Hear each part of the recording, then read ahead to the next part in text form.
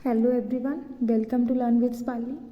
हमने projectile chapter start किया होता, उसमें हमने रिसेंटली पैराबोला किया था और उसके बाद मैंने आपको कि अगर हमारे पास प्रोजेक्टाइल है उसकी टाइम ऑफ फ्लाइट क्या होगी, रेंज क्या होगी, मैक्सिमम हॉरिजॉन्टल रेंज क्या होगी, वो सारे फार्मूलाज करवाए थे। आज हमने उसके रिलेटेड हमने न्यूमेरिकल्स करने हैं, क्वेश्चंस करने हैं। आज मैं आपको एग्जाम्पल्स करवाऊँगी एंड नेक्स्ट वीडियो में मैं आपको इसकी एक्सरसाइज करवाऊँगी। Let's start. हमारे पास फर्स्ट क्वेश्चन है, the velocity at maximum height of projectile is half of its initial velocity u। जो मैक्सिमम हाइट है प्रोजेक्टाइल की उसके ऊपर जो उसकी वेलोसिटी है वो हाफ है जो उसकी इनिशियल थी। हमने पता करना है कि रेंज ऑफ हॉरिजॉन्टल प्लेन है वो u square under root 3/2g है। उसकी हमने हॉरिजॉन्टल रेंज प्रूफ करनी है कि u स्क्वायर रूट 3/2g है। Let's see its solution. हमें पता है कि वर्टिकल कंपोनेंट है वो वैनिश हो जाता है मैक्सिमम हाइट पे, तो हमारा जो u कोस अल्फ़ा है हॉरिजॉन्टल कंपोनेंट है वेलोसिटी का, सिर्फ वही एक्ट करेगा, वर्टिकल ज़ीरो हो जाएगा। अल्फ़ा एंगल ऑफ प्रोजेक्शन है, क्वेश्चन की कंडीशन के अकॉर्डिंग जो एट द इनिशियल थी वो हाफ हो जाएगी।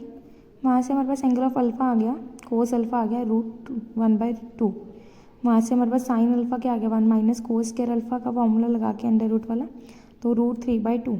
हमारे पास साइन अल्फ़ा आ गया, कोस अल्फ़ा आ गया। देन हॉरिजॉन्टल रेंज का formula 2u square sine alpha cos alpha by g, तो वो क्या आ जाएगा u square 2 into half into √3/2/g, तो क्या आ गया u स्क्वायर √3/2g।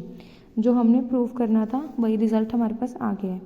अगर आपको किसी भी हॉरिजॉन्टल रेंज किसी भी फार्मूलाज में कन्फ्यूजन है तो आप लास्ट वीडियो चेकआउट कीजिए, वहाँ पे सारे फार्मूलाज करवाए हुए हैं।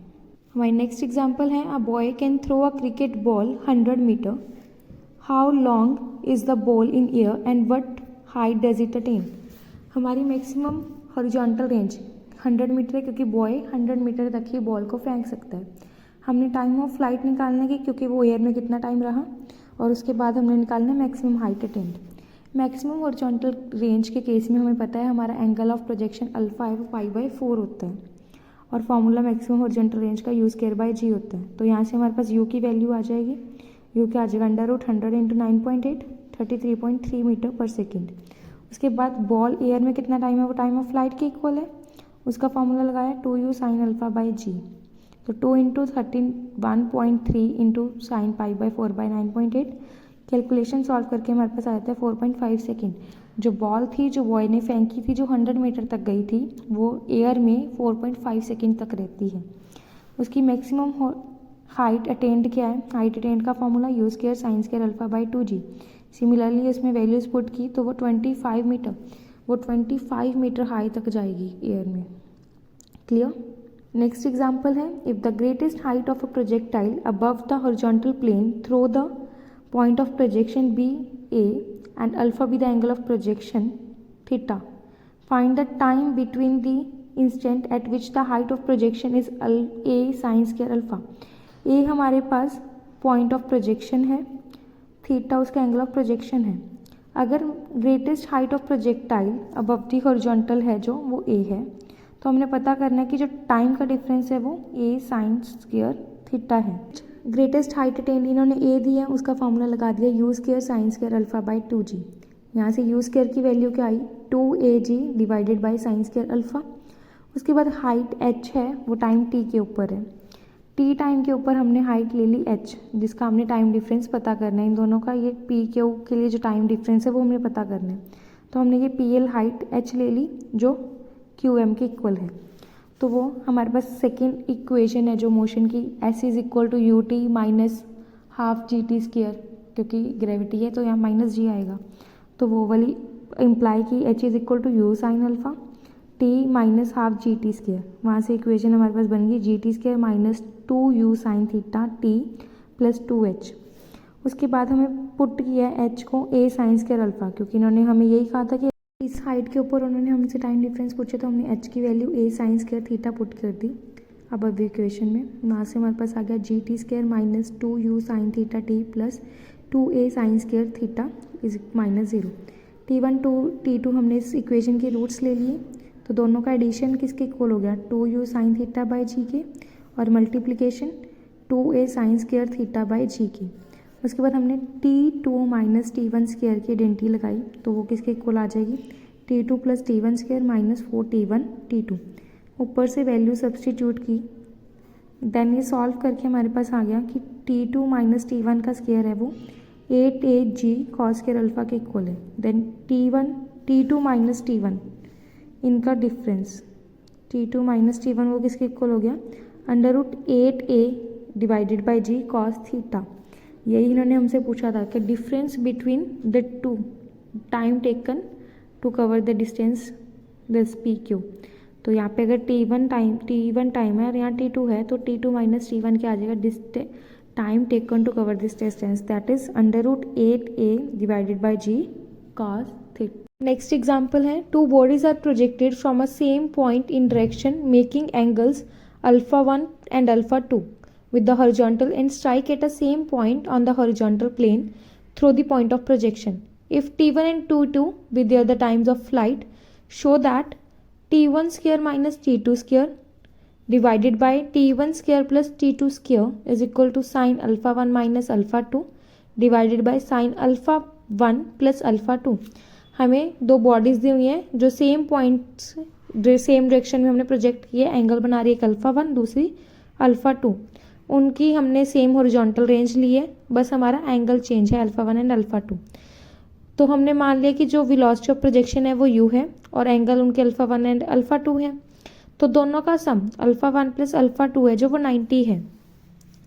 α1 प्लस α2 हमारे पास 90 है और हमें पता है टाइम ऑफ फ्लाइट है जो वो क्या होता है 2u sine alpha by g.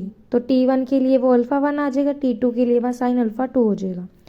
तो ratio of T1 square by T2 square क्या हो जाएगा, sine square α1 by sine square α2, क्योंकि बाकी फैक्टर हैं जो कैंसिल हो जाएंगे। आगे हमने लगाना है कंपोनेंट एंड डिविडो रूल। इसमें क्या करते हैं, जो नीचे वाली टर्म होती है उसको ऊपर सब्ट्रैक्ट कर देते हैं और जो ऊपर वाली टर्म होती है उसे नीचे ऐड कर देते हैं। तो T1 square by T2 square था तो हमारे पास क्या बन गया, T1 square minus T2 square divided by T1 square plus T2 square. तो हमने साइन वाली टर्म्स को ऐड और सब्ट्रैक्ट किया तो हमारे पास बन गया ये आइडेंटिटी खुल होगी, sine α1 plus α2 sine α1 minus α2 divided by sine square α1 plus sine square α2 की वैल्यू क्या है हमारे पास 90 माइनस α1। ठीक है, तो इधर हमारे पास आ गया sine 90 sine α1 minus α2 sine square alpha plus cos square α1। तो इधर आइडेंटिटी फुल बन गई है, दोबारा ये कैंसिल हो गए और ये आइडेंटिटी आ गई। ठीक है जी, साइन α1 प्लस α2 है वो साइन 90 के इक्वल है और साइन 90 किसके इक्वल है 1 के इक्वल है, तो वहाँ से हमारे पास ये वैल्यू आ गई। यही हमने प्रूव करना था, हैंस प्रूव्ड। नेक्स्ट क्वेश्चन है, if the focus of trajectory lies as much below the horizontal plane through the point of projection as the vertex above, जितना उसका ऊपर है उतना ही उसका नीचे है। तो हमने prove that the angle of projection alpha है और साइन अल्फा है जो 1/√3 है। एंगल ऑफ प्रोजेक्शन अगर अल्फा है और जितना ऑर्डिनेट फोकस के ऊपर है वर्टेक्स उतना ही अगर नीचे है तो हमने प्रूव करना है वो साइन अल्फा 1/√3 होगा। वेलोसिटी ऑफ प्रोजेक्शन u है, ऑर्डिनेट ऑफ वर्टेक्स किसके इक्वल होता है u square sine square alpha by 2g, ordinate of focus किसके इक्वल होता है minus u square cos square 2 alpha by 2g। ये फॉर्मूलाज कैसे आए ये लास्ट वीडियो में आप पिछली वीडियोस में चेक कर सकते हो कैसे ड्राइव किए हुए, ये सब किया हुआ है पहले। तो कंडीशन क्या उन्होंने बोली हुई है कि जितना ऊपर है उतना नीचे, मतलब वो आपस में इक्वल है, उनका सब्ट्रैक्शन क्या होगा 0 होगा। 2g से 2g कैंसिल, u स्क्वायर से u स्क्वायर, तो क्या बन गया हमारे पास sine square alpha is equal to cos 2 alpha. Cos 2 alpha का हमने फॉर्मूला लगा दिया 1 माइनस 2 साइन स्क्वायर अल्फा, तो ये हमारे पास क्या बन गया 3 sine square alpha minus 1 is equal to 0, sine square alpha 1/3, तो साइन अल्फा हमारे पास क्या आ गया 1/√3। यही इन्होंने कहा था, हैंस प्रूव्ड। नेक्स्ट क्वेश्चन है, a particle thrown over an isosceles right angle triangle ABC, right angles at B from one end of A of the horizontal base and grazing the vertex B falls at C, show that the angle of projection is tan inverse 2। हमने angle of projection को prove करना है कि वो tan inverse 2 है। अगर एक particle जो हमने थ्रो करा है वो B राइट एंगल से पास होके जा रहा है और जो ट्रायंगल है वो राइट एंगल भी है और आइसोलेसिस भी है, मतलब ए भी है जो वो बी सी के इक्वल है हमारे पास। तो ये देखो ट्रायंगल्स की ये साइड है और ये साइड इक्वल है, बी पे 90 है। हमने लेट कर लिया कि यू है जो उसकी स्पीड है वेलोसिटी से जिससे वो प्रोजेक्ट की है, एंगल उसका प्रोजेक्शन का अल्फ़ा है, बट जो बी एंगल है वो 90 है, और डी बी है जो वो ग्रेटेस्ट हाइट अटेंड है, तो वो ग्रेटेस्ट हाइट अटेंड एच हो गई। उसका formula you square sine square alpha by 2g। ए सी इसकी हॉरिजॉन्टल रेंज है और आर है वो 2h के इक्वल है, क्योंकि ए सी है जो वो D A plus B C, क्योंकि ये डी मिड है, और जो ए डी है वो डी बी के इक्वल है जो एच के इक्वल है। तो जो रेंज हो गई वो 2h के इक्वल होगी, और रेंज का formula 2u square sine alpha cos alpha by जी।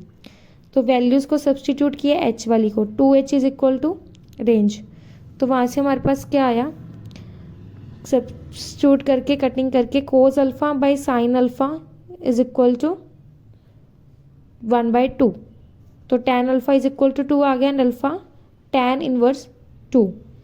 यही हमने प्रूव करना था कि अगर हमारा एक आइसोलेसिस राइट एंगल ट्रायंगल है और ए हम ट्रायंगल की लेंथ से बॉल को किसी ऑब्जेक्ट को प्रोजेक्ट कर रहे हैं और वो highest point B right angle पे पार करके जा रहा है, उसे टच करके जा रहा है, तो जो हमारा एंगल ऑफ प्रोजेक्शन होगा वो tan इनवर्स 2 होगा।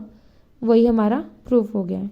ठीक है, next question, the velocity of a particle when at its greatest height is √2/5 of its velocity when at half its greatest height. Show that the angle of projection is 60 degree. हमने prove करना है कि अगर हमने कोई particle project किया है, अगर उसकी वेलोसिटी जो ग्रेटेस्ट हाइट पे है और जो अगर ग्रेटेस्ट हाइट पे जो वेलोसिटी है जब वो हाइट से हाफ पे पहुंच जाएगा, ग्रेटेस्ट हाइट के हाफ में आ जाएगा, तो उसकी वेलोसिटी √2/5 हो जाएगी जो उसकी पहले थी, और तो हमने उस केस में एंगल ऑफ प्रोजेक्शन 60 प्रूव करना है। वाई हमने ग्रेटेस्ट हाइट अटेन लेट कर ली और v1 स्पीड कर ली उस टाइम पे, और t1 उसका टाइम। v2 वेलोसिटी कर ली हाइट y/2 पे, जहाँ पे उसकी जो डिक्रीज हो जाती है।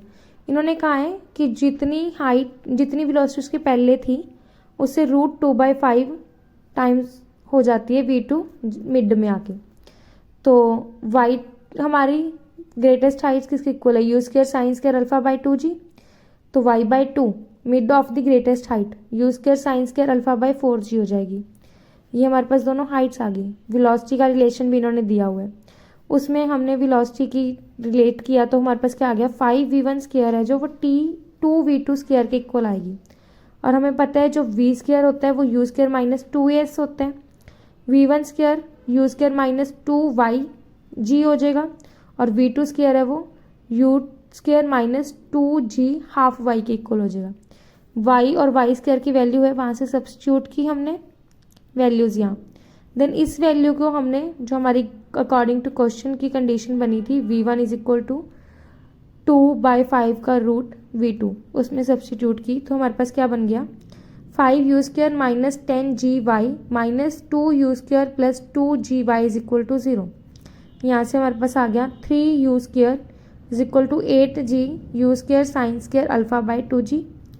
कैंसिलेशंस होगी यू स्क्वायर की, g से g की कैंसिल होगी, तो 3/4 is equal to sine square alpha आ गया, और साइन अल्फ़ा किसके इक्वल आ गया, √3/2, और ये किसकी वैल्यू है, साइन π/3 की, तो अल्फ़ा किसके इक्वल हो गया, π/3 दैट इज 60 डिग्री, जो हमने प्रूव करना था, hence proved. I hope all these examples are clear to you. In next video, we continue with its exercise. Thanks for watching.